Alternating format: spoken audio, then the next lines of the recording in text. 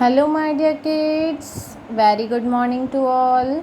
आज से हम वापस हमारी स्टडीज़ करेंगे। ओके, तो आज हम अपना पढ़ेंगे पाठ दूसरा, वर्ण विचार, हिंदी ग्रामर का। ये आपकी हिंदी व्याकरण की बुक है। ओके, तो ये आपको परचेज़ करनी है। हमने जो अपना पार्ट फर्स्ट था वो हमने कर लिया था कंप्लीट। ठीक है, भाषा और व्याकरण ये हमारा पूरा हो गया था।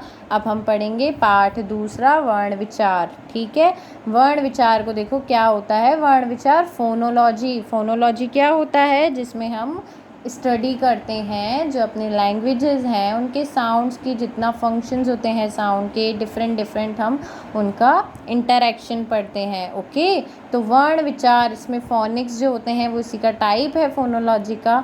ठीक है, तो बच्चों नीचे दिए गए चित्रों को देखिए और उनके नामों का उच्चारण कीजिए। अब ये क्या है?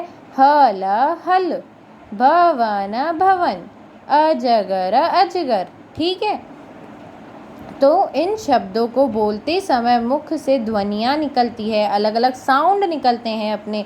हल हल, भवन भवन, तो अलग अलग ये क्या है? ध्वनि है, साउंड्स हैं। ठीक है, मुंह से निकलने वाली इन्हीं ध्वनियों को वर्ण कहते हैं। अब जो हम अपने वर्ड्स बोल रहे हैं उसमें अलग अलग साउंड आ रहा है और उन्हीं को ही हम क्या कहते हैं? वर्ण कहते हैं।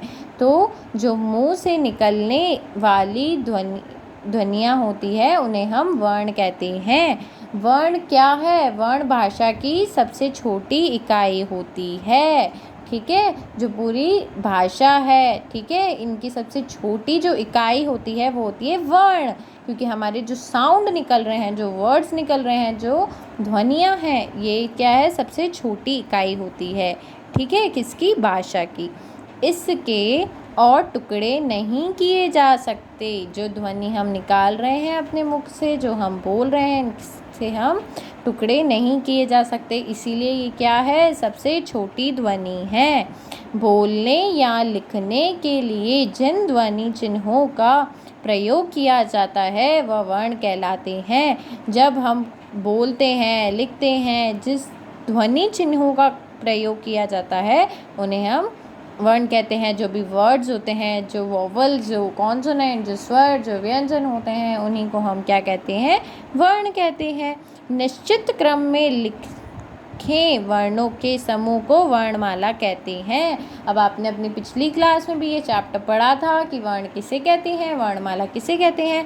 तो वर्णमाला वो होती है जब हम अपने वर्णों के समूह को सीक्वेंस में लिखते हैं, क्रम में लिखते हैं। ठीक है, आपको आज ये अपनी कॉपी में करना है कि वर्णों के प्रकार। ठीक है, तो वर्णों के दो प्रकार होते हैं, स्वर और व्यंजन। तो आपको अपनी कॉपी के अंदर पाठ 2 डाल के लिखोगे स्वर और व्यंजन।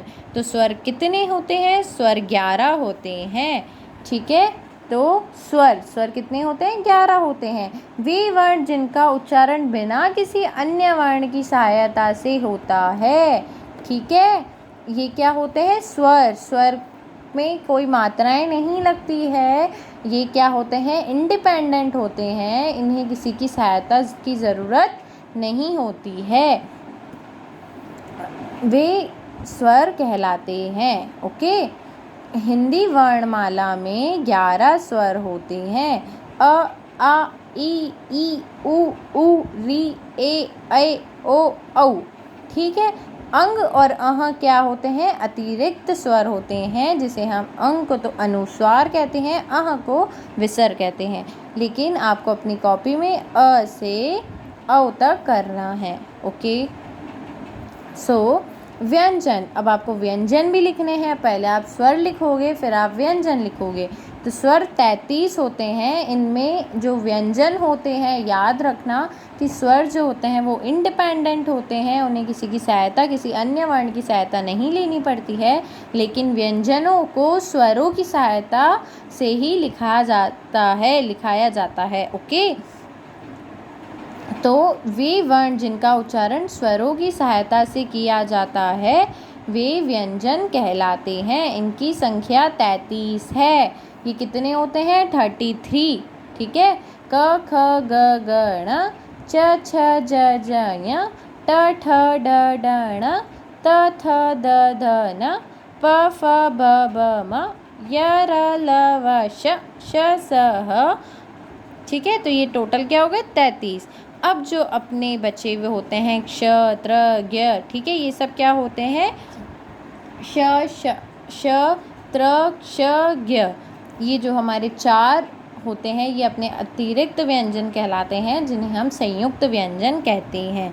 ठीक है बच्चों, अब इसमें एक एग्जाम्पल भी दिया हुआ है, जैसे ये जो व्यंजन है इसको किसकी सहायता लेनी पड़ रही है, स्वर की, क्योंकि ये अपने आप में व्यंजन है, आधा है, तो ये पूरा तभी बनेगा जब इसके साथ स्वर होगा।